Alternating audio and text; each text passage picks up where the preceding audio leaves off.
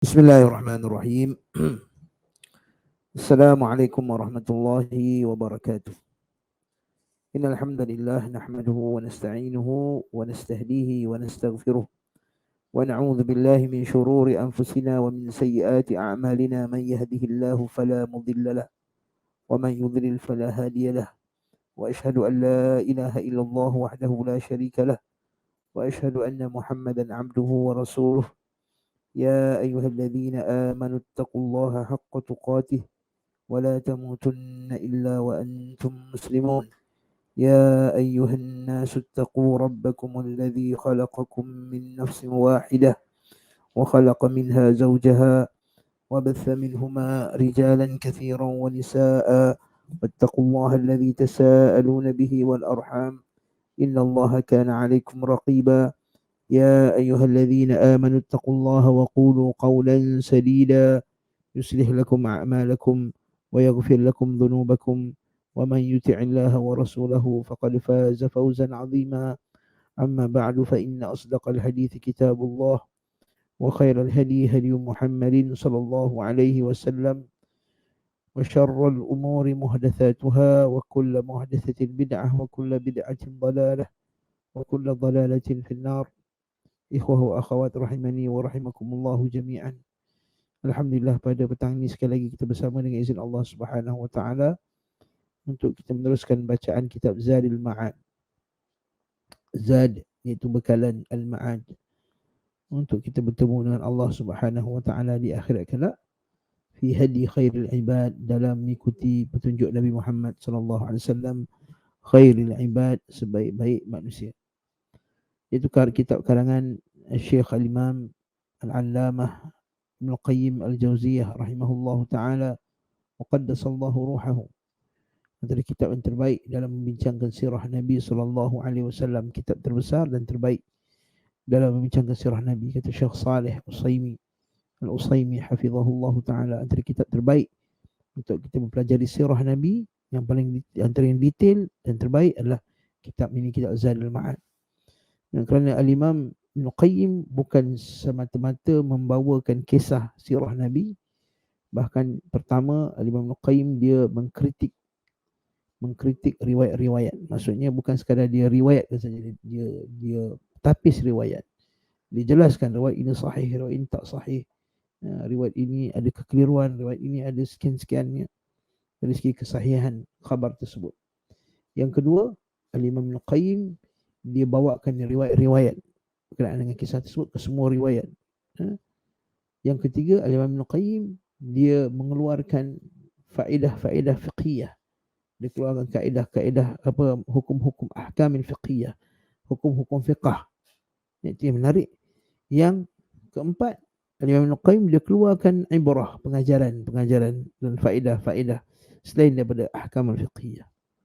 Jadi bayangkan tuan-tuan, macam mana ilmu yang sangat luas, masya-Allah, kita dapat dengan membaca kitab ini. Dan semoga Allah Subhanahu wa taala, yang lebih menakjubkan lagi, Al-Imam Ibn Qayyim sekarang kitab ini dalam perjalanan, dalam safarnya. Bukannya dia kumpulkan semua buku rujukan dekat meja, buku banyak, tak. Tapi dalam keadaan dia dalam safar. Allahu Akbar. Itu kehebatan Al-Imam Ibn Qayyim Al-Allamah Al-Imam. Dan saya menganggapnya sebahagian dari wali daripada wali-wali Allah Subhanahu wa taala. Dan sebab itu kita bermohon kepada Allah Azza wa Jalla agar Allah Taala bagi kita kesabaran dalam baca kitab ni. Asalnya kitab kita ni setiap minggu kan, tapi lah kerana faktor masa dan seumpama dengannya jadual mungkin padat dengan kelas-kelas yang lain, pihak Ihsan Taklim terpaksa buatkan 2 kali saja. Sebab kalau afdalnya kita buat setiap minggu lah, sebab sebab kitab ni besar. Kalau kita buat 2 kali sebulan saja mungkin lambat sikit lah habis. Tapi tak apa, ala kulli hal, ma la yudrak kullu la yudrak julluh. Apa yang tak dapat semua jangan tinggal semua. Paling kurang kalau kita baca perlahan-lahan, satu baris. Dan kita bagi tahu kita, dan kita maklumkan sini bahawa kitab kita ini kita bacanya dengan penuh kesabaran. Tuan-tuan yang mengikuti program ni kena ada satu sifat, sabar untuk membaca kitab. Sebab ada setengah orang kata boring Ustaz baca sebaris ni. Ustaz cuba cerita kesimpulannya. Itu ialah orang yang tak sabar dalam untuk mempelajari. Setengah orang macam tu, dia tak sabar nak baca. Kita baca satu baris, kita tengok terjemahannya tepat ke tak berbanding dengan bahasa Arabnya, dan kita keluarkan faedah-faedah lain lagi kita boleh dapat. Semoga Allah Subhanahu Taala dengan kita buat perlahan-lahan macam ni, ilmu itu diambil seperti mana kita melontar. Kata ulama salaf, ilmu itu diambil sekadar sebesar batu yang kita gunakan untuk melontar jamrah. Kita ambil melontar jamrah, batu besar penumbuk ke tak? Nabi kata iyyakum wal ghulu fid din. Jauhilah kamu pada ghulu. Kan ada sebahagian Nabi tengok ada orang yang ambil batu besar nak melontar. Nabi kata jauhilah perbuatan ghulu dalam agama. Sesungguhnya telah rosaklah orang sebelum kamu, binasalah orang sebelum kamu kena ghulu. Jadi kata ulama salaf, ilmu tu kita macam batu melontar. Batu melontar bersama mana? Berqadar al-anamil. Satu apa dia? Katanya apa? Satu sendi ni, satu potongan sendi ni. Kalau kita ada jari kita kan, potongan sendi jari kita ni satu-satu je. Kita ambil batu bersatu, itu yang kita lontar ketika kita nak melontar jamrah. Begitu juga ilmu, tuan-tuan Allah. Nak ambil sedikit, tapi sedikit tu kita dengar, kita faham betul-betul, kita merasakan ilmu tersebut. Itu kita apa dia? Menghayati ilmu. Kan kita bukan hanya baca macam tu, kita kena hayati. Kita tengok dan kita bandingkan tadabbur kisah-kisah tersebut dan bandingkan dengan kita, dengan sikap kita terhadap agama ni, kita bandingkan dengan sahabat radhiyallahu taala anhum ajma'in. Kemudian kita amalkan. Lepas amalkan, kita sampaikan kepada orang lain. Itu yang kita nak. Tuan-tuan dan Allah, bukannya laisa al-ilmu bikathratil hifz. Ilmu itu bukannya kerana banyaknya hafaz, bukan. Ilmu itu ialah al-khasyah. Ilmu itu adalah bertambah takutnya dia pada Allah Subhanahu wa taala, bertambah takwa dia, bertambah kuat agamanya, bertambah kuat manhajnya. Itu ilmu. Kita tengok, kita bandingkan kita dengan 10 tahun dahulu, adakah kita makin kuat ibadah, makin kuat manhajnya? Kita dah 10 tahun dah, hampir 10 tahun baca kitab Zadul Ma'ad ni. Agar kita makin kuat, kita punya kekuatan kita pegang pada sunnah Nabi, manhaj ni, atau kita makin longgar, makin lemah, makin malas. Jika semakin malas, maka di salah satu, sama ada saya tidak mengajarkan ilmu yang sahih, atau tuan-tuan yang tidak, kata kita yang belajar ni tak mengamalkannya. Jadi itu saja. Antara salah satu, sama ada ilmu tu tak sahih atau amalnya tak salih. Kalau ilmunya sahih, amalnya salih, pasti dia akan menghasilkan buah yang benar. Barakallahu fikum. Tuan-tuan, kita sambung bacaan kitab Zadul Ma'ad ini. Kita masih lagi dalam pengajaran yang kita boleh cedok daripada perang Tabuk. Kata penulis rahimahullahu ta'ala, kandungan ke-44. Seperti kita sebutkan dalam kuliah-kuliah kita sebelum ini, barakallahu fikum, bilangan nombor 44, 43 ni bukan datang daripada Al-Imam Ibn Qayyim, ini datang daripada si penterjemah. Okey. Kandungan ke-44, hukuman yang diberikan oleh imam. Dekat sini mu'atabatul imam. Hukuman ataupun celaan yang diberikan, hukuman ataupun celaan. Okey, laum, kesalahan, okey, yang diletakkan oleh imam, maknanya persalahan itulah, okey, dihukum salah, dihukum bersalah. Okey, sebab tu dalam bahasa Arab al-mu'atabah maksudnya al-laum birifqin, iaitu kita cela dengan keadaan lemah lembut. Kita marah dia, kita hukum dia. Okey, dia hukuman yang diberikan oleh seorang imam, wal muta', dan yang ditaati kepada sahabatnya.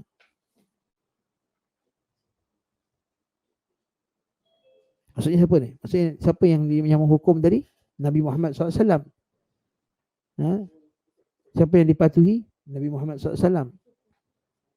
Hukuman tu kepada siapa? Kepada sahabat dia sendiri. Nampak tak tuan-tuan Allah? Ini Islam. ahli sunnah Islam, iaitu apa dia?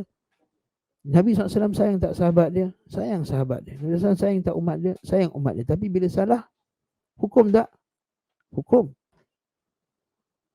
Lepas tu tidak ada muhabah.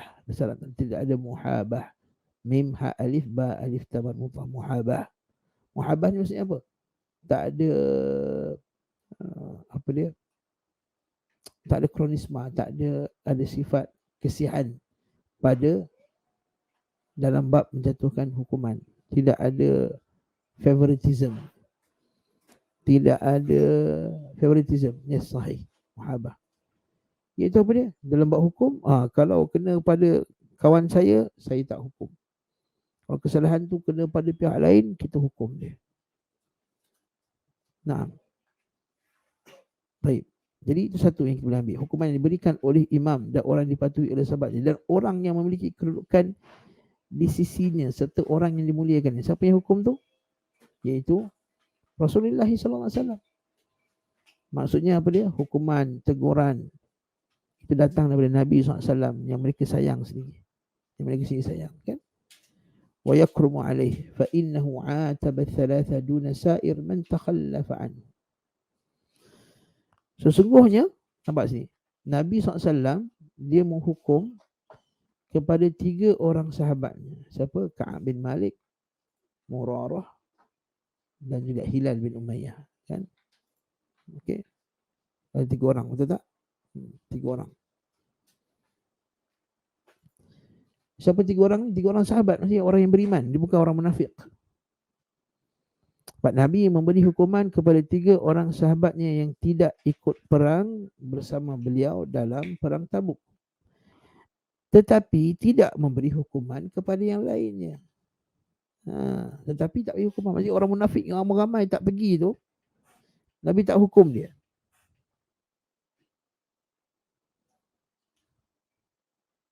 Maksudnya apa tuan-tuan rahimahullah? Maksudnya pada hukuman tersebut tujuan dia, niat dia baik. Nabi hukum tadi, Nabi tegur tadi, Nabi memberikan celaan tadi kerana padanya ada kebaikan, mahukan kebaikan pada orang tersebut. Waktu orang munafik lainnya bagi alasan, Nabi tak tegur, tak hukum. Kat sini. Dia kata waqad aktsara an-nasu min madhi atabil ahibbah. Dan betapa banyak orang yang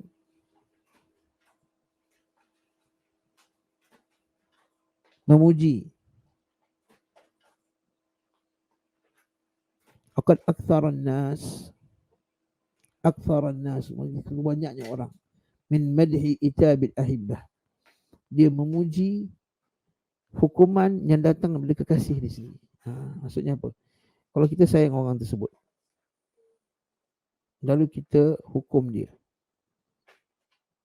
orang yang dikasihi itu, maksud katakanlah kita sayang Rasulullah tegur kita, hukum kita kerana nakkan kebaikan untuk kita, maka kita marah kat Rasulullah ke kita suka kat Rasulullah?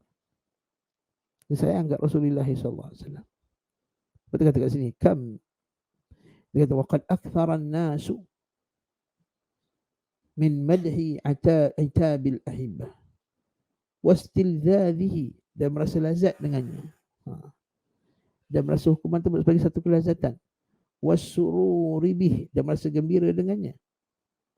Fakaifa bi'itabi ahabbul khalqi 'ala al-itlaqi ila al-ma'tubi 'alaihi. Lalu bagaimanakah hukum itu sekiranya datang daripada orang yang paling dicintai oleh Allah secara mutlak kepada orang yang menerima hukuman ataupun kita teguran. Waktu para sahabat, dia tak marah Rasulullah. Dia tak marah Rasulullah SAW. Tak kata Rasulullah ni kita nak berjuang penat-penat bertahun-tahun, macam ni dia layan kita. Tak ada. Tak keluar pun jawapan macam tu, ucapan macam tu daripada para sahabat radhiyallahu ta'ala anhum.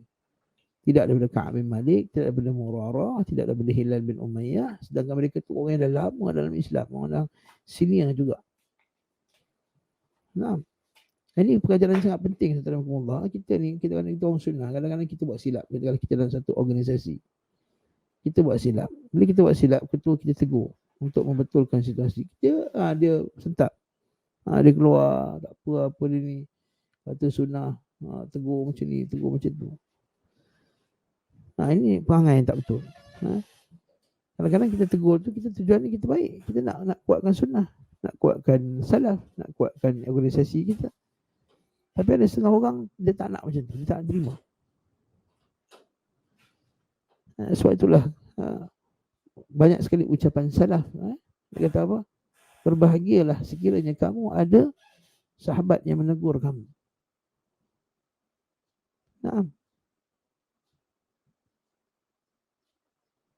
Itulah kita Umar Al-Khattab satu hari. Dia lalu pada satu jalan. Ketika itu Abdullah bin Zubair, kecil lagi. Bila Umar nak lalu, semua orang ke tepi. Abdullah bin Zubair, dia relax je. Dia kecil, dia tak ke tepi. Dia berani. Lalu orang kata kepada dia, Abdullah, dia kata, wahai anak, dia kata, kenapa kamu tak ke tepi? Ini khalifah yang besar yang lalu kat sama kamu ni. Dia kata, semuanya ada jalan ni luas. Khalifah boleh jalan dekat jalan satu lagi sebelah. Dia tak perlu untuk mengambil jalan aku ini.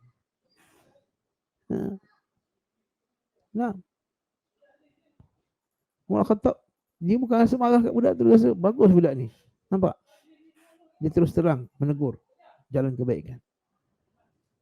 Kita kisah Umar Khattab, kita tengok Umar Khattab apa dia? Umar Khattab dia menetapkan mahar. Lalu ada seorang perempuan kata, kenapa wahai Umar, kamu menetapkan apa yang tidak ditetapkan oleh Rasulullah sallallahu alaihi wasallam? Lalu Umar pun tepi kita diam. Benar kata perempuan. Lalu Umar Khattab puji perbuatan wanita tadi, menegur, menegakkan kebenaran. Jadi poin saya nak beritahu kat sini adalah, nampak tak? Para sahabat radhiyallahu ta'ala anhum, sebab dia sayang Nabi SAW. Dia sayang Nabi SAW. Dia tahu Nabi, nampak ini hasil daripada iman. Nabi SAW buat hukuman tersebut adalah untuk kebaikan ikut umat. Apakah mereka tidak beriman dengan ayat laqad ja'akum rasulun min anfusikum azizun 'alaihi ma 'anittum harisun 'alaikum bil mu'minina raufur rahim. Kita kadang-kadang lepas subuh dia baca. Saya tak tahu adakah dia termasuk dalam amalan sunnah setiap kali lepas subuh baca surah tersebut, ayat tersebut. Tetapi kalau sekiranya dia tidak mengingatkan tentang Nabi Muhammad SAW, tidak mengapa.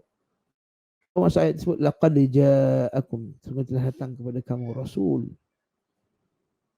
min anfusikum, di kalangan mereka, azizun alaihi ma'anitum, Nabi ni terasa berat jika menimpa umatnya perkara-perkara yang memberatkan umat. Harisun alaikum bil mu'minin, yang sangat nakkan mereka ini, iaitu umatnya ini, beriman. Raufur rahim, yang rauf yang ada sifat kesian, dan juga rahim ada sifat penyayang. Kesian, rauf dan rahim. Jadi kita bayangkan kalau Nabi SAW dia paling sayang dekat sahabat dia. Bahkan masa Ka'ab bin Malik tak pergi perang tu, Nabi mencari-cari Ka'ab bin Malik. Adakah kita sangka bila Nabi balik ke Madinah, bila jumpa Ka'ab bin Malik, Nabi nak hukum dia kerana nak membinasakannya? Pasti tidak. Ini yang kita kena faham daripada kisah tersebut. Dan sebagai orang yang jahil, yang masalah dia kata hukuman Islam itu ialah untuk menghina. Tidak, bahkan sebaliknya. Seorang ibu yang sayang anaknya, dia dapati anaknya ni penagih dadah yang tegar. Lalu dia panggil polis untuk tangkap anak dia agar dimasukkan ke pusat seranti dan seumpama dengannya. Apakah maksudnya ibu itu tak sayang ke anak dia? Tak. Maksud ibu dia nakkan kebaikan pada dia. Begitulah dia, tuan-tuan. Kita kena ada sikap macam ini, faedah yang sangat besar. Kita kata sini, Allah musta'an.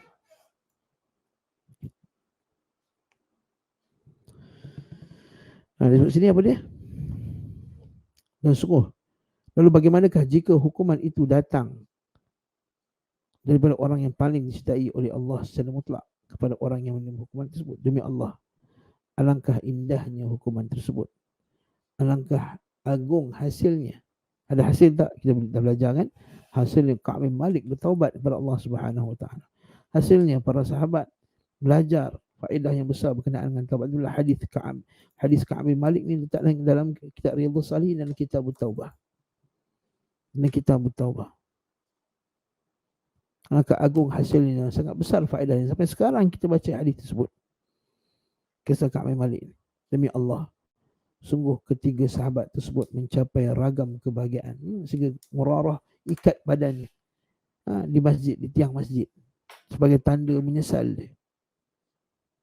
Manisnya keridhaan. Lalu Allah Ta'ala turunkan pengampunannya kepada tiga orang tersebut. Bayangkan tuan Allah, kita taubat, kita buat salah yang teruk dan kita taubat sungguh-sungguh. Kemudian Allah Ta'ala declare, ya Allah Ta'ala telah menerima taubat kita. Apa perasaan kita? Apa perasaan kalau Allah Ta'ala sendiri declare yang dia telah menerima taubat kita? Yang selama ni kita minta ampun kepada Allah Ta'ala atas kesalahan yang sangat besar yang kita lakukan. Takkah itu satu khabar yang besar? Sehingga lepas tu Ka'ab bin Malik kata, bila dah berlaku kejadian tersebut, Ka'ab kata apa? Demi Allah, bila aku berlaku jujur ni dan aku sanggup terima hukuman sampai 45 hari kena boikot, hampir 50 hari kena boikot, sampai 50 hari kena boikot, kerana sifat jujur aku, maka dia kata demi Allah lepas ni aku tak akan cakap bohong lagi dah. Dan memang lepas tu dia tak cakap bohong langsung lepas tu. Kenapa? Manisnya bersifat jujur dan dihukum berbanding kalau dia nipu. Saya kata Ka'ab, kalau aku nak tipu aku boleh susun ayat, macam-macam ayat aku boleh susun dengan Nabi SAW. Nak aku lah orang yang paling pakar menyusun ayat. Tapi jujur. Ini dia as-sidqu ma'allah. Jujur dengan Allah Subhanahu Wa Ta'ala. Allah Ta'ala itu syakur. Sifat jujur ni itu dibalas dengan sebaik-baik pembalasan. Namun dia kena menerima sedikit hukuman agar dibersihkan dosa-dosa kesalahan. Faedah ke-45. Jadi kesimpulannya tadi apa dia? Hukuman itu daripada Nabi dan Allah. Allah dan Rasulnya kepada kekasihnya.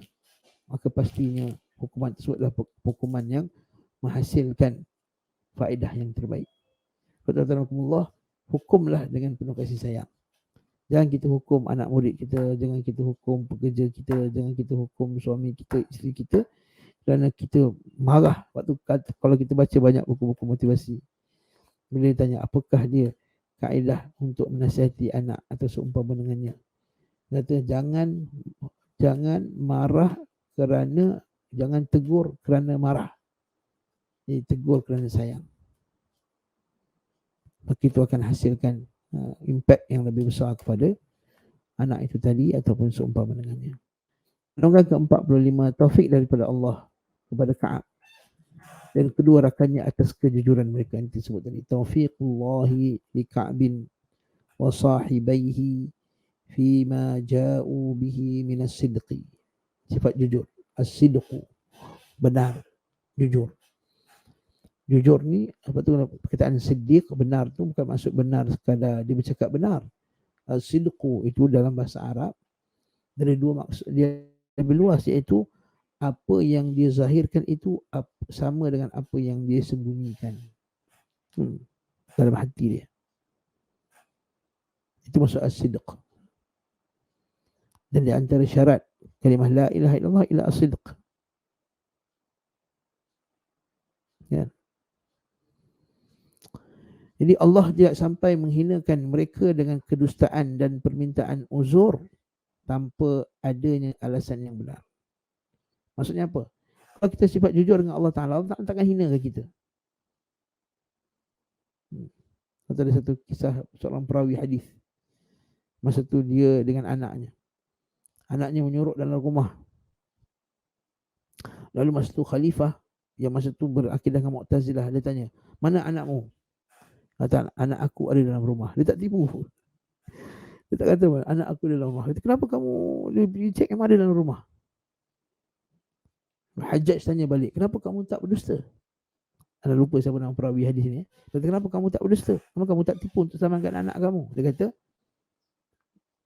tidak layak bagi orang yang beriman kepada Allah dan Rasulnya untuk menipu. Lalu Hajjaj kata, disebabkan kejujuranmu aku melepaskan anakmu. Insya-Allah. Sedangkan Hajjaj itu kan zalim. Kerana kejujuranmu aku tidak akan menghukum anakmu.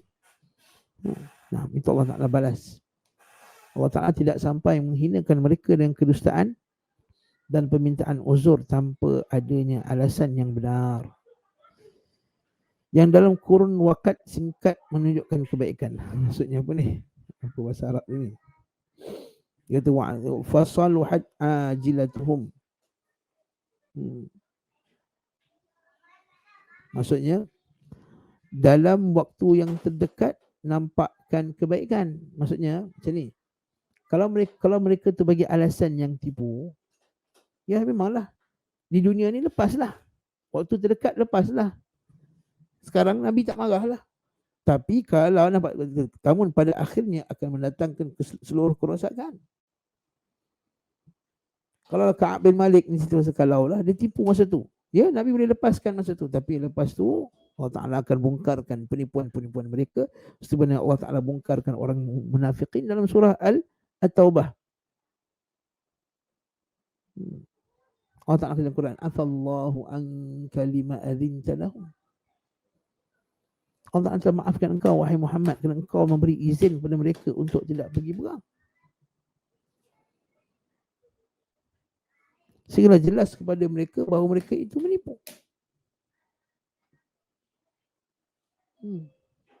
Sesungguhnya Allah Ta'ala sama lagi, innama yasta'dinukal ladzina la yu'minuna billahi wal yawmil akhir. Sesungguhnya orang yang minta izin pada kamu itu wahai Muhammad adalah orang yang tak beriman kepada Allah dan tak beriman hari akhirat.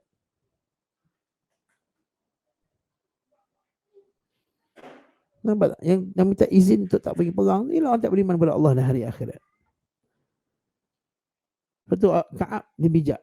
Dia kata kalau aku tipu sekarang ini, Allah Ta'ala pasti akan bongkarnya kemudian.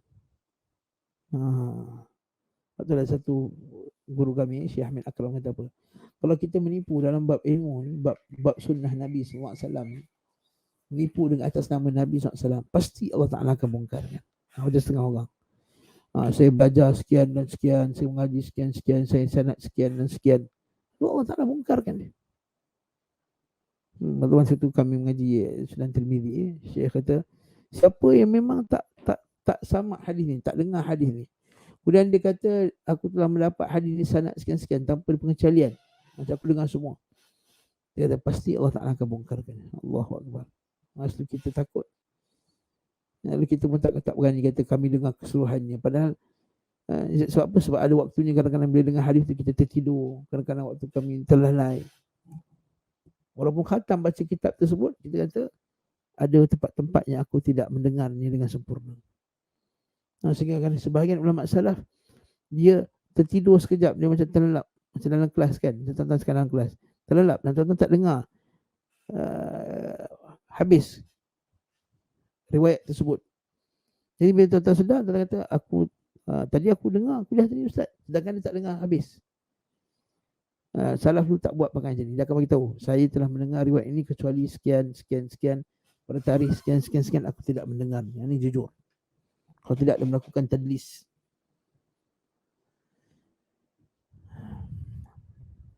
Pasti Allah tak akan bongkarkannya. Dan lihat sekarang bagaimana bila seorang tokoh yang kata dia belajar sekian dengan sekian, punya Allah Ta'ala bongkarkan dia. Ma'uzubillah min zalik. Kalau Allah Ta'ala bongkarkan kita, tak ada siapa lagi lah yang boleh menutup aib kita. Allah musta'an. A'udzubillah. Allahumma astur uyubana. Itu doa, ya Allah. Allahumma astur uyubana. Ya Allah, tutuplah perkara-perkara yang mengaibkan kami, ya Allah. Allahumma astur uyubana. Ya Allah, tutupkanlah benda yang mengaibkan kami, ya Allah. Allahumma astur uyubana. Ya Allah, tutuplah benda yang memalukan kami, ya Allah. Adapun orang yang jujur, nampak kat sini sambung lagi, adapun orang yang jujur, mereka menempuhi kesulitan demi kesulitan pada awalnya. Naam. Namun pada akhirnya akan diberikan kepada mereka berupa kebaikan dan segala kemenangan yang setara dengan dunia dan akhirat. Ini tentang jujur dengan akidah ni. Jujur dengan salaf. Jujur dengan sunnah. Tentang jujur dengan sunnah, Allah Ta'ala akan beri kemenangan. Masalahnya sebagian orang dia tak jujur. Mulut dia kata dia nak sunnah, tapi sebenarnya dalam diri dia nak duit. Dia nak wang. Berniaga kononnya nak sebarkan sunnah. Nak sebarkan buku-buku sunnah contohnya. Tapi rupa-rupanya tujuan dia nak wang. Buat markas sunnah contohnya. Tujuan dia nak konon nak sebarkan sunnah. Tapi sebenarnya dia nak wang. Dia tak jujur dengan sunnah. Jadi bila dia tak jujur dengan sunnah, bila dia nak menang, nak dapat kemenangan tu, dia guna cara tak sunnah. Dia ambil orang tak sunnah. Dia tak ambil salafi. Kata nak buat haji, kita nak buat satu syarikat tuan-tuan, syarikat yang haji dan umrah ikut sunnah. Tapi kalau ambil ustaz-ustaz sunnah, tak apa nak laris dia punya package haji dia. Kita ambil lah ustaz bid'ah, jadi kita punya mutawif. Contoh, saya bagi contoh ni umum tuan-tuan, tak merujuk ke mana-mana. Dia ambil ustaz tak mutawif. Ustaz tak mutawif ni selebriti. Ramai ikut dia. Maju. Dan kita kata, ya akhi, kenapa antum buat macam ni akhi? Antum ajak orang tak sunnah ni. Tak, kita hanya gunakan dia. Sebenarnya kita nak dakwah ikut-ikut dia. Ya akhi, anda nak dakwah ikut dia ke atau anda yang didakwahkan oleh mereka?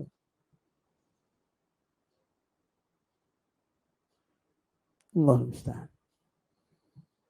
Bagi kita sebaliknya, nak jual dia, nak dia berniaga buku contohnya. Dia tak boleh nak jujur. Bahawa dengan kita pegang dengan jujur dengan sunnah ni, dia akan menempuh kesulitan lah. Nampak sini? Menempuh kesulitan demi kesulitan. Pada awalnya memang. Dan awalnya apa? 5 tahun, 10 tahun, sahabat radhiyallahu ta'ala anhum, sabar di atas sunnah ni, 3 tahun ke berapa menang tuan-tuan. Bila sahabat rasa kemanisan duit banyak ni, ada dapat hasil kemenangan. Lepas 16 tahun tuan-tuan. Masa perang Khaybar tu barulah sahabat ni rasa duit tuan-tuan. Sebab sahabat miskin. Sangat miskin.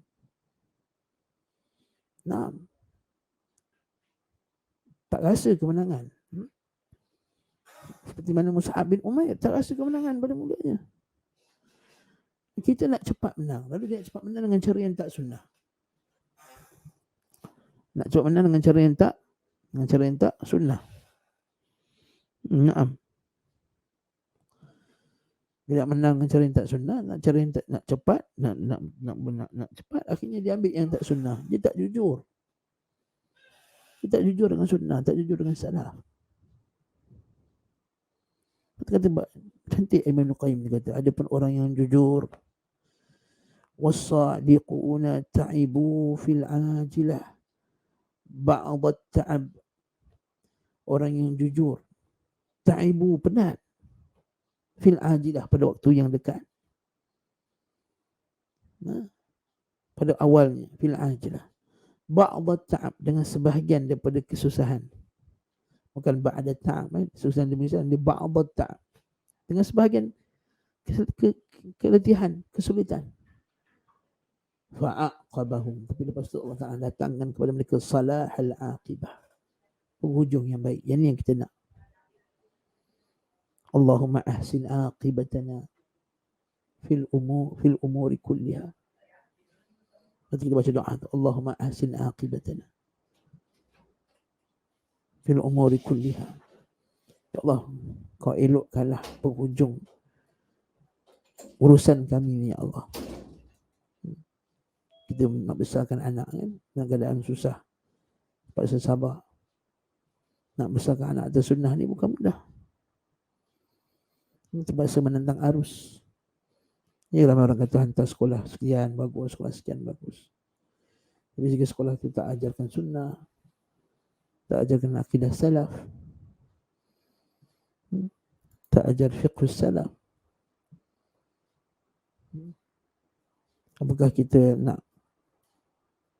mengharapkan hasilnya dia akan keluar sebagai seorang salaf? Na'udzubillah. Tapi kalau kita jujur, aku nak anakku jadi salaf, dia sekolahkan dengan sekolah salaf, didik dengan cara salaf, dengan segala kepenatan dan kesusahan, dengan segala wang yang dikeluarkan, dengan penuh susah payah. Memang akhirnya Allah Ta'ala akan bagi kebaikan. Percayalah tuan-tuan Allah, kita kena pegang macam benda ni. Apa kata Imam Qayyim ni, kita kena pegang. Was-sadiquna ta'ibu fil ajilah ba'da ta'ab fa'aqabahum salahal aqibah. Tapi kena sabarlah. Kalau tak sabar, tak lambat. Kenapa salaf dia sanggup kan tinggalkan keluarga, tinggalkan anak beranak, tinggalkan ini. Sehingga sebagian salaf kata kamu tidak akan dapat ilmu yang sebenar sehingga kamu keluar dan mak kamu meninggal, ayah kamu meninggal, adik-beradik kamu meninggal dan kemudian kamu pulang daripada belajar.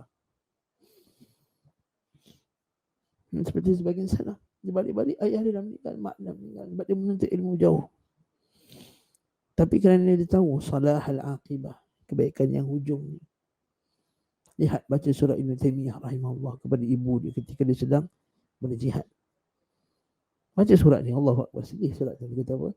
Dia kata ibu sebenarnya memang nak ziarah ibu sangat, nak balik. Tapi dia kata apa? Kerana perjuangan jihad ni tak boleh ditinggalkan.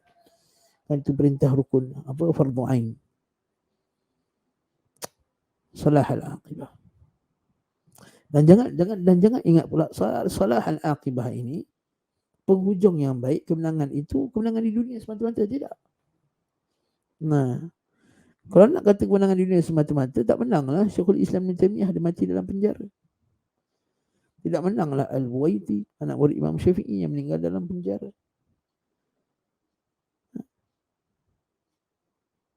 Tidak menanglah ramai lagi ulama salaf, sahabat radhiyallahu ta'ala anhum yang mati di atas peperangan yang hancur jasadnya.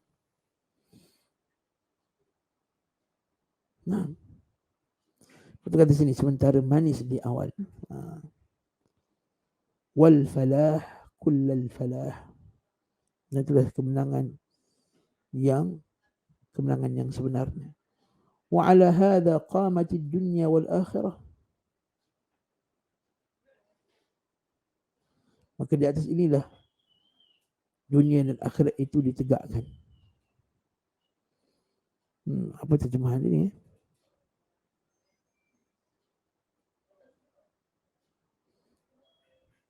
Salah terjemahan ni. Allah musta'an. Nanti buat buku ni.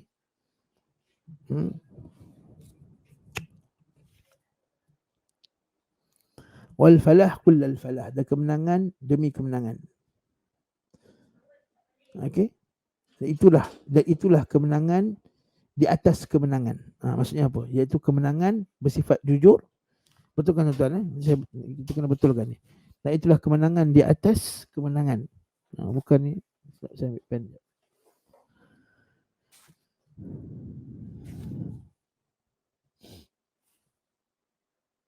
Kita betulkan tuan-tuan terjemahan dia.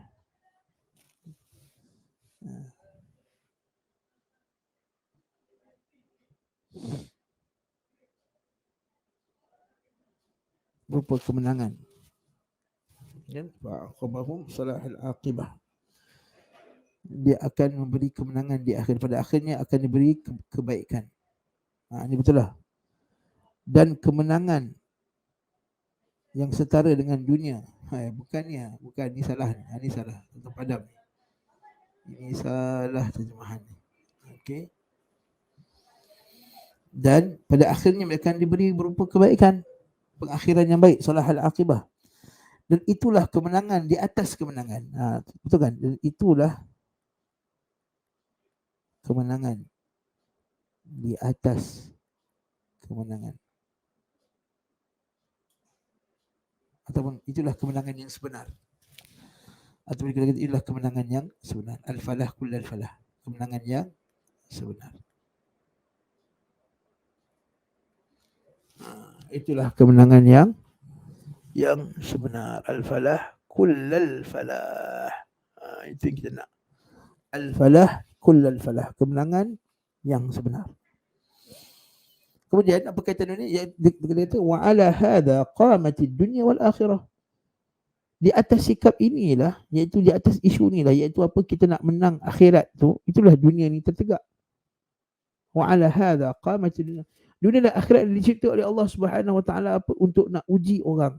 Siapa yang nak kemenangan yang segera, siapa yang nak kemenangan di akhirat. Kalau tuan tengok bahasa Arab dia kata wa ala hadza qamatid dunya wal akhirah. Di atas prinsip inilah, iaitu apa dia? Bersabar dengan bersabar dengan kesusahan di dunia supaya menang di akhirat. Atas dasar inilah, wa ala hadza, atas prinsip inilah dunia dan akhirat tertegak. Adakah dunia ni diwujudkan oleh Allah Taala semata-mata sebab kita nak ambil kesedapan yang segera? Tidak. Kita sekarang kita ambil kepayahan kita kat dunia sekarang. Betul tak? Kepayahan kita di dunia sekarang. Payah tak? Payah nak belajar, payah nak untuk ilmu, payah nak buat madrasah, payah nak ajar anak murid, payah nak didik anak, payah. Di atas sunnah kita sendiri nak amal pun payah, nak hafal pun kita payah. Kita kena ulang-ulang 100 kali, 200 kali, murajaah lagi. Allahu musta'an. Taab, penat. Tetapi penat ini tujuannya untuk supaya kita mendapat kesenangan di akhirat. Betul kata Syekh, wa ala hadza qamatid dunya wal akhirah. Ini terjemahan dia kurang bagus.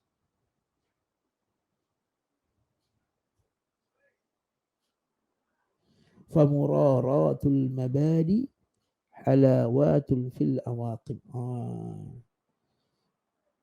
Pahit pada permulaan adalah kemanisan di pengakhiran.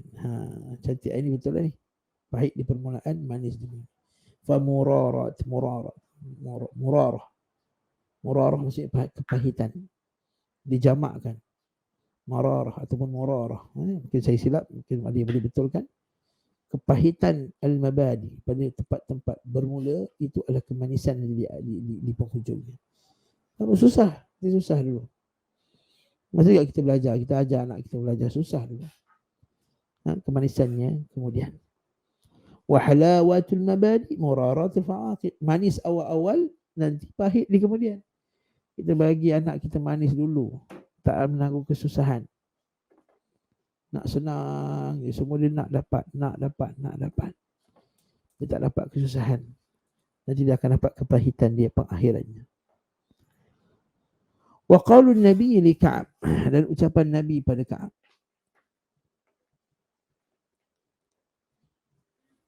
Adapun orang ini sungguh dia telah berkata jujur. Amma hadza faqad sadaq.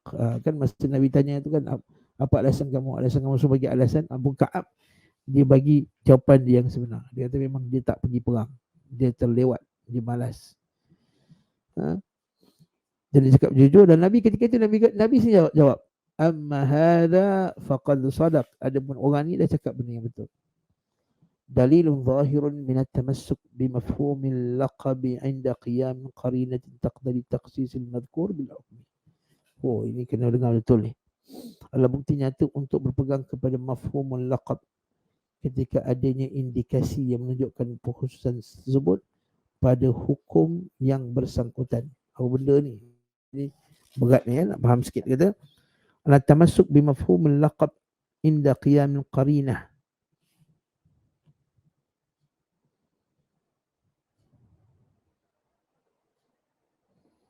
Taqtadi takhsisil madhkur bil hukm.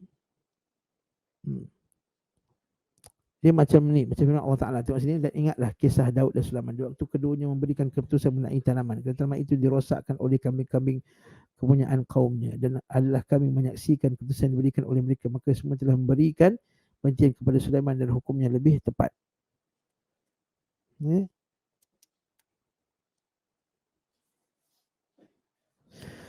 Iaitu takhsis. Maksudnya bila Nabi kata mengkhususkan, amma hadha, adapun orang ini dia telah berlaku jujur. Maksudnya Nabi maksudkan apa dia? Maksudnya orang ini iaitu Ka'ab. Bila ada qarinah, macam mana Ka'ab ada, macam mana Nabi boleh tahu Ka'ab berlaku jujur? Pertama wahyu lah. Yang kedua, bila ada petunjuk-petunjuk, ada indikasi-indikasi yang dia menunjukkan bahawa dia berlaku jujur. Contohnya waktu sepatutnya dia boleh mengelakkan diri daripada dihukum, tapi dia cakap yang dia tu tak, pergi dalam keadaan tidak ada alasan.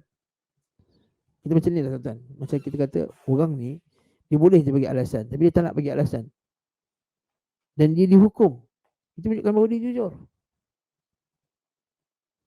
Kan, macam kita kata dia sanggup untuk menerima hukuman, dia tak nak cakap, itu menunjukkan bahawa dia jujur. Sebab takkan ada orang dia nak menipu untuk supaya dia dihukum. Mana ada? Orang menipu untuk dia nak mengelak. Okey. Tapi dia ni mengaku untuk dihukum. Jadi mengaku untuk dihukum itu menunjukkan bahawa ada indikasi bahawa dia tu cakap jujur. Hanya kita jatuhkan hukum dia jujur tadi kerana dia ada indikasi yang menunjukkan bahawa dia tu jujur tadi. Itu kaedah dia. Ya ju'ilat liyal ardu masjidan wa turbatuha tahur, terjadikan bumi sebagai masjid dan tanah sebagai satu yang mensucikan.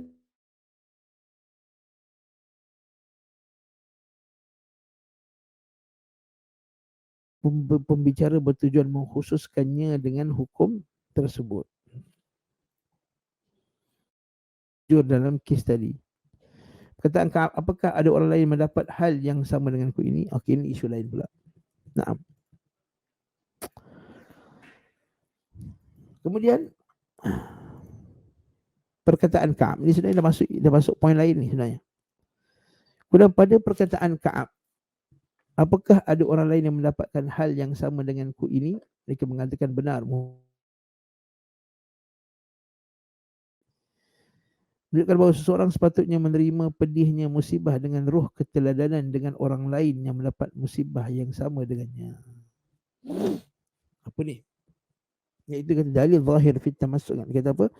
Anna rajul yanbaghi lahu an yarudda harral musibah bi ruhi ta'assi. Ini pun terjemahannya kurang tepat lah tuan-tuan. Menunjukkan bahawa biasanya jadi, seseorang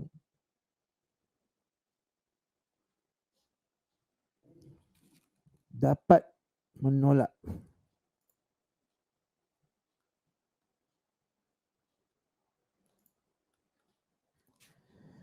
pedihnya musibah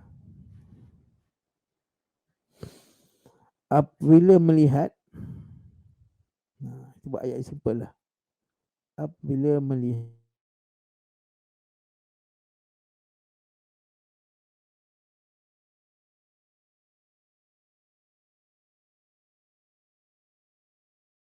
ini menunjukkan bahawa manusia itu biasanya apabila dia dapat menghilangkan rasa beratnya musibah itu atau dapat meringankan musibahnya apabila dia melihat ada orang yang sama kena macam dia juga.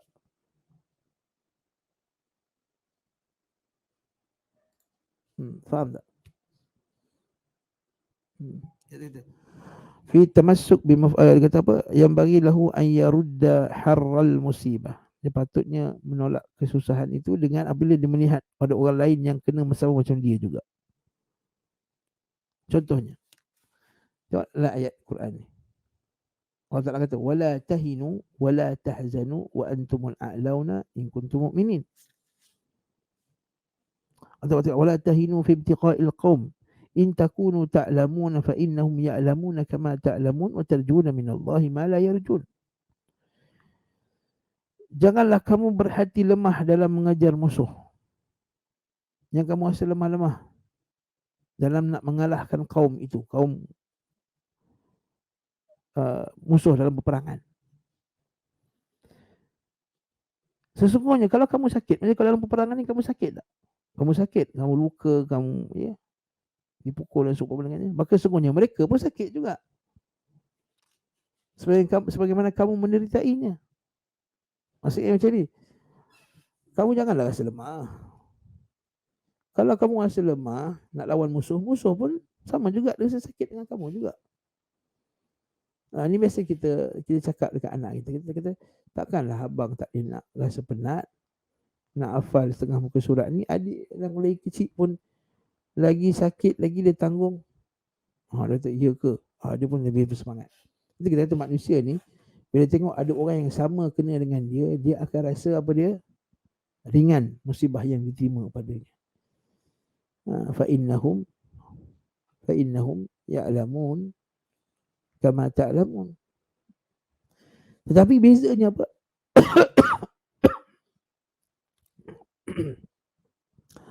Bezanya watarjuna minallahi ma la yarjun. Bezanya kamu pergi perang, kamu mengharapkan dari Allah apa yang mereka tak harapkan. Mereka harapkan kemasyhuran dunia, mereka harapkan kerajaan, mereka mengharapkan kemenangan. Adapun kamu sakit, tapi kamu kerana mengharapkan keridaan Allah Subhanahu wa taala. Jadi walaupun sama-sama sakit tapi tak sama. Yang ni Ibn Qayyim nak kata apa, manusia ni bila dia tengok ada orang sama-sama menanggungnya, dia akan rasa ringan sikit bebannya. Itu nak beritahu. Inilah ruh yang mana Allah telah menghalangi penghuni neraka dengan firman-Nya.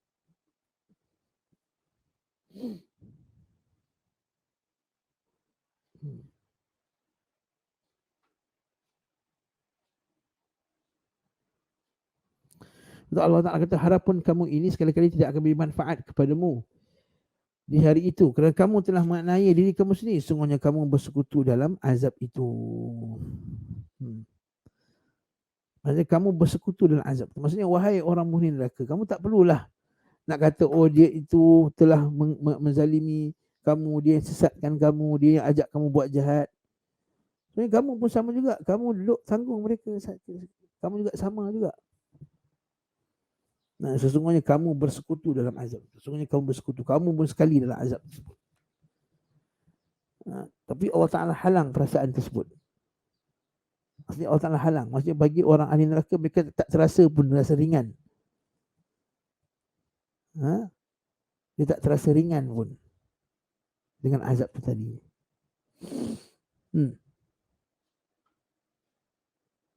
Itu bezanya.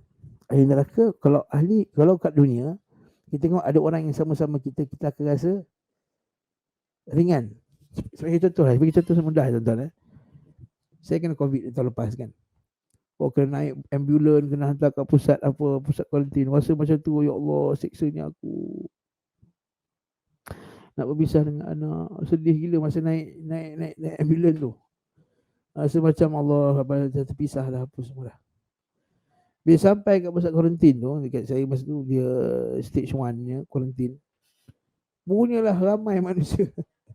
Sampai ada budak kecil, orang besar, pakcik tua apa semua. Kena yang sama juga. Terus rasa hilang perasaan apa? Perasaan beban tu. Hilang rasa beban tu. Nah. Sehingga bila hilang rasa beban tu, tengok dalam tu pula ada pakcik yang lagi apa dia? Yang lebih lemah kan? Lebih lemah pun kena kuarantin juga. Dan sama pula tu masa tu kita kena sebabkan bulan Ramadan kan tahun lepas. Sembahyang tarawih sama-sama adalah kena ramai-ramai. Tanya pakcik, kenapa kena kuarantin? Kena masuk pusat kuarantin, kena COVID ni kenapa? Sembahyang tarawih. Tengok jumpa ni, punya kluster sembahyang tarawih banyak masa tu. Dia kata Allah, sama macam kita juga. Kita pun rasa apa? Lapang dada. Tak ada rasa pressure dalam tu. Sedangkan masa kat luar tadi, masa naik ambulans tu rasa macam kita lah yang paling teruk sekali dalam keadaan. Orang semua jiran-jiran tengok kita naik ambulans. Masa tu, Allah musta'an. Lepas tu Nabi kata apa? Unzur ila man asfala minkum. Wala tanzuru ila man fawqakum. Wanzuru ila man asfala minkum fahuwa ajdaru alla tazdaru ni'matallahi alaih. Atau kama qala Nabi sallallahu. Jangan kamu lihat orang yang atas kamu dalam nikmat dunia ini, tapi lihatlah orang di bawah kamu. Sesungguhnya dia lebih-lebih lagi akan menyedarkan kamu agar kamu tidak memperlekehkan nikmat Allah Ta'ala ke atas kamu. Nah. Jadi sebab manusia bila dia sama, dia akan dapat perasaan ringan. Lepas tu Ka'ab kata, ada tak siapa-siapa lagi yang kena Murarah bin Rabi'? Siapa dia kena Hilal bin Umayyah? Dia rasa macam lega sikit. So itulah masa peringkat awal tu dia kata aku ni muda, aku boleh tahan lagi. Betul dia Ka'ab, dia boleh keluar lagi. Ingat lagi tak kisah ni? Dia boleh pergi pasar. Tapi makin lama Nabi memperketatkan boykot ni. Nabi kata isterinya kena pisah. Nabi makin kuat ketatkan lagi. Bila dia bagi salam kat Nabi, Nabi tak jawab. Nabi ketatkan lagi. Bila sepupu di sini tak nak cakap dengan dia. Nabi ketatkan lagi. Peniaga pun tak boleh langsung. Dia ketatkan lagi dengan isterinya, tak boleh duduk dalam rumah sekali. Sebelum ni tak boleh cakap je, sekarang tak boleh duduk rumah sekali, kena keluar pula. Nah, ketika itu dia makin rasa sempit. Dia sempit, akhirnya itu dia minta Allah SWT turunkan pengampunan mereka. Naam. Tapi bagi ahli neraka tak macam tu. Bagi ahli neraka dia tidak macam tu. Betul tak? Inilah roh yang mana Allah telah menghalangi penghuni neraka. Allah Ta'ala kata, wahai penghuni neraka, walaupun kamu ni share azab dengan orang lain, tapi kamu tak akan rasa lega. Bahkan kamu akan rasa membuat-buat lagi marahnya. Itu bezanya. Kata Ka'ab, lalu mereka berdua orang saleh yang telah turut berserta dalam perang Badar. Ini isu lain pula. Perkataan Ka'ab, lalu mereka berdua menyebut dua orang saleh yang telah turut serta dalam perang Badar yang seharusnya aku melalui mereka berdua. Dalam riwayat ini disebut bahawa dua orang saleh ni siapa? Dua orang saleh tuan-tuan, iaitu Murarah tadilah, Murarah bin Rabi'. Siapa tadi? Murarah dan Hilal tadi. Dalam riwayat ini dikata dua orang saleh, Hilal dengan Murarah ni pergi perang Badar. Kata Imam Ibn Qayyim, ini termasuk sebagai dikatakan sebagai kekeliruan yang diperbuat oleh Zuhri. Imam Ibn Shihab Az-Zuhri, Imam Muslimin, Amirul Mukminin. Ibn Shihab Az-Zuhri, siapa tak kenal Ibn Shihab Az-Zuhri? Alim, wara, Imamul Muslimin, Imamul A'immah. Namun itulah kita tahu manusia dia tersilap. Imam Az-Zuhri dia tersebut bahawa Hilal dan Murarah ni adalah adalah alumni perang Badar. Alumni perang Badar, maksudnya pernah pergi perang Badar. Sebenarnya tidak. Kata Ibnu Qayyim, tidak ada satu pun pakar al-maghazi, iaitu pakar peperangan, dan juga ahli sejarah yang menyebutkan kedua orang ini termasuk yang ikut dalam perang Badar. Baik itu Ibnu Ishaq, baik itu Musa bin Uqbah, baik itu Al-Umawi, baik itu Al-Waqidi, semua tak riwayatkan.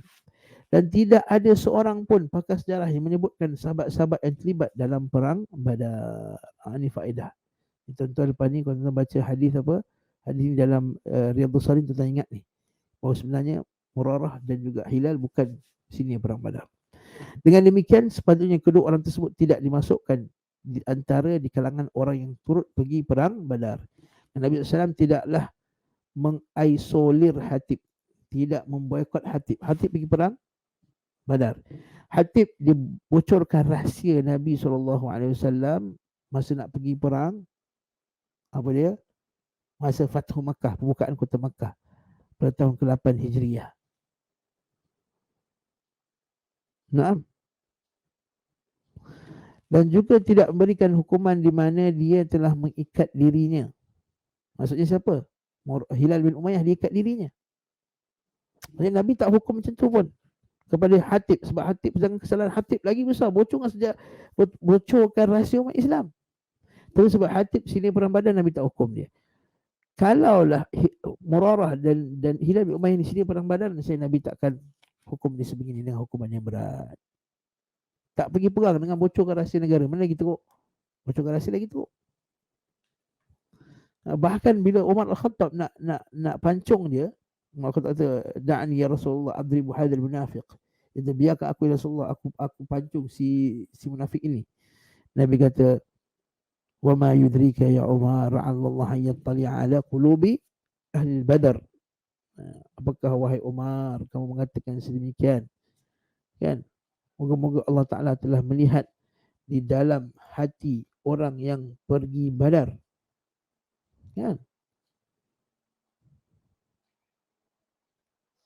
Waqala i'malu ma syi'tum, lalu amalkanlah, lakukanlah apa yang kamu hendak.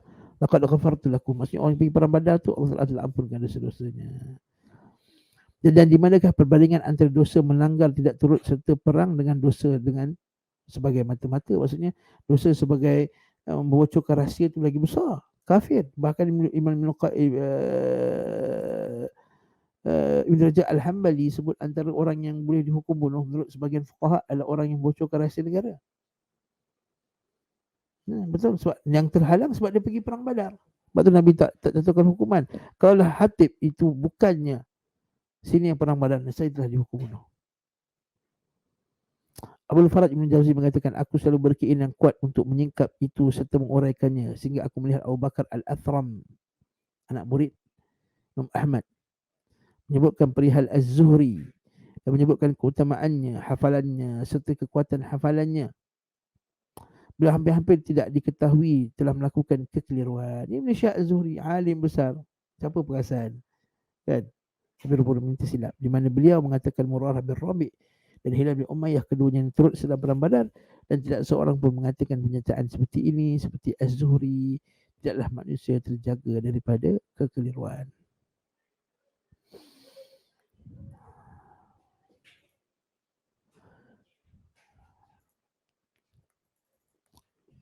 Seterusnya, berkaitan dengan larangan Nabi SAW agar tidak berbicara kepada mereka bertiga dan boleh kepada yang lainnya sebagai bukti atas kejujuran mereka dan dustanya selain ketiga. Maka beliau SAW hendak mengisolir orang yang jujur untuk mengajar adab bagi mereka atas dosa ini. Maksudnya Nabi hukum 3 orang, Nabi tak hukum munafik yang lain. Sebab apa? Sebab 3 orang ni orang beriman. Jadi Nabi hukum sebab Nabi nak membersihkan kesalahan mereka. Nabi hukum nak mendidik mereka. Macam kita lah, kita anak kita buat silap, kita hukum anak orang lain buat silap, kita tak hukum. So apa? Itu anak orang lain. Kan? Macam itulah. Jadi kita tak peduli kan. Maksudnya apa? Sebab dia bukan anak kita. Sebab kita sayang anak kita. Lepas tu kan dia kata, kalau anak aku dah hukum dah. Sebab tak boleh. Macam lah juga Nabi SAW. Nabi hukum orang yang beriman 3 orang. Ini sebab Nabi sayang kat mereka. Lalu Nabi nak adab mereka. Ada pun munafik dah memang tipu. Dia tak beriman. Biarkan mereka. Betul, sementara orang munafik, dosa mereka lebih besar jika hanya dibalas dengan pengisolasian. Maksudnya hajar. Bahasa Arab panggil hajar, tuan-tuan. Bahasa Arab panggil hajar. Hajarul Mubtadi' dari kitab Syekh Bakar Abu Zaid. Memboikot para ahli bid'ah. Hajar.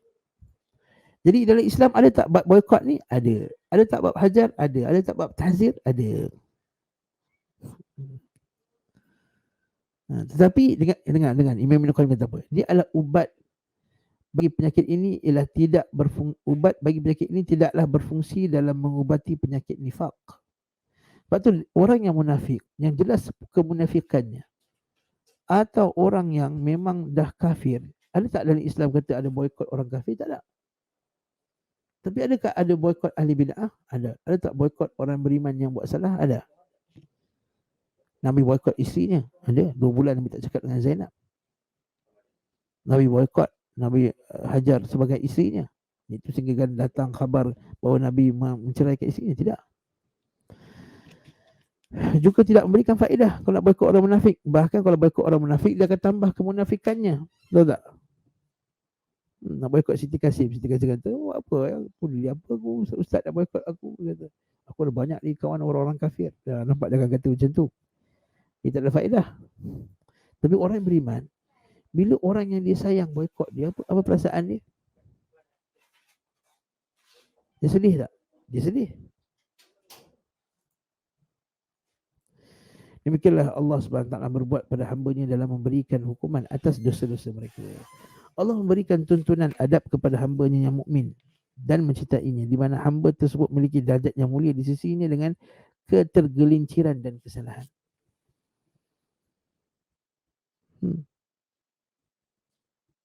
Hamba tersebut akan sentiasa berhati-hati dan akan mengawas dirinya. Akan menguasai, bukan mengawas diri, akan menguasai dirinya. Adapun hamba yang telah jatuh dari pandangannya, maksudnya hamba yang Allah Ta'ala tak pedulikan dia lagi dan terhinakan, maka dia akan bergumul dengan kemaksiatan. Allahul musta'an. Inilah khudlan, tuan-tuan Allah. Ini yang dipanggil khudlan. Khudlan maksudnya Allah Ta'ala biar dalam kita. Lepas tu kita baca doa, wala takilna ila anfusina tarfata ain. Wala takilna ila anfusina tarfata ain. Ya Allah, janganlah kamu biarkan diri kami. Jangan kamu biarkan kami, ya Allah, tarfata ain. Walaupun sekelip mata.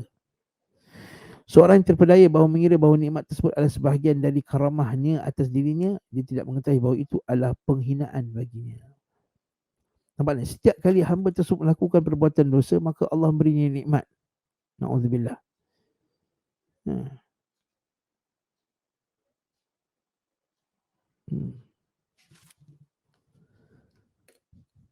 Ada satu hadis walaupun hadis dhaif kata ayyu 'abdin a'tahu Allahu minad dunya ma yuhibbuhu.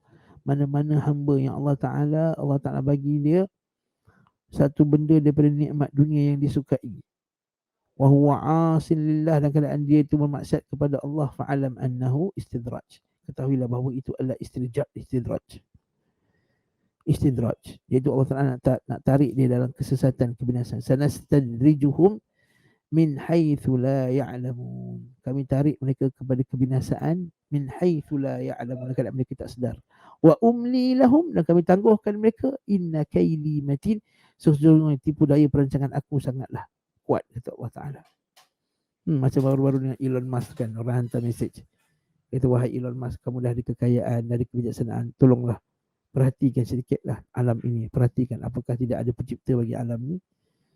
Sekali Elon Musk tu kata apa, dengan penuh sombongnya dalam Facebook, dia kata apa, dia kata aku tak kisahlah kalau kau masuk neraka pun, oleh kebanyakan manusia pun masuk neraka, dia kata, kalau ikut kamu punya kepercayaan ni. Allah musta'an. Dia sangka dengan kekayaan itu dia hebat. Alhamdulillah. Dia tidak mengetahui bahawa itu adalah penghinaan baginya, yakni Allah menghendaki baginya kelak azab yang sangat pedih, siksa yang tiada akhirnya, sebagai disebutkan dalam sebuah hadis yang masyhur. Baca hadis ini tuan-tuan. Ini yang terakhir kita untuk hari ini, untuk petang ni. Allah Taala, idza aradallahu bi'abdin khairan ajjala lahu uqubatahu fid dunya. Barang siapa yang Allah Taala nakkan kebaikan padanya, Allah Taala segerakan ajallahu uqubatahu. Bila Allah Taala menghendaki seorang hamba kebaikan, maka Allah menyegerakan siksanya di dunia.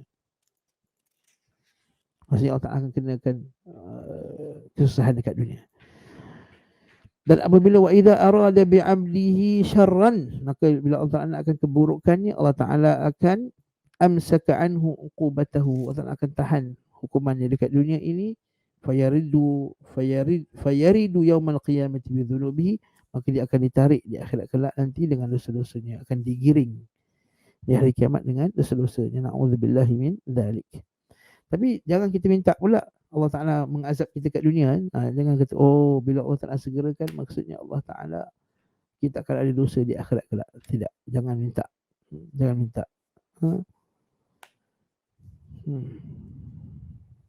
Hadis Nabi SAW, jangan kamu minta, kata Imam Ibn Qayyim, Ibn Taimiyah, jangan kamu minta Allah Ta'ala segerakan azab kamu di dunia, kerana kamu tak tahu ketika kamu dikenakan dengan azab tu tadi, adakah kamu orang yang sabar atau kamu menjadi orang yang kufur kepada Allah Ta'ala.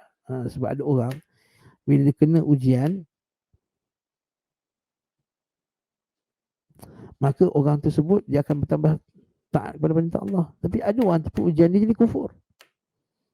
Satu artis terkenal di negeri Asia Tengah tu, dia Muslim asalnya. Bila mak dia meninggal, dia jadi kufur kepada Allah Ta'ala. Na'udzubillah min dzalik. Lepas bila mak meninggal, makinlah bertambah takwa dia, makin bertambah dia kembali kepada Allah, tak dia terbalik. Sebab itulah jangan minta. Jangan minta dia bukan musuh. Nah,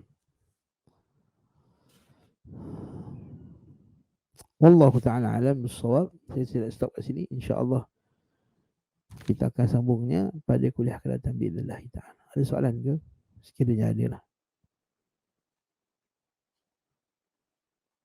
Tak ada. Kalau tak ada, subhanakallahumma wa bihamdika asyhadu an la ilaha illa anta astaghfiruka wa atubu ilaik. Sallallahu ala Muhammad wa ala alihi wa sahbihi wasallam. Assalamualaikum warahmatullahi wabarakatuh.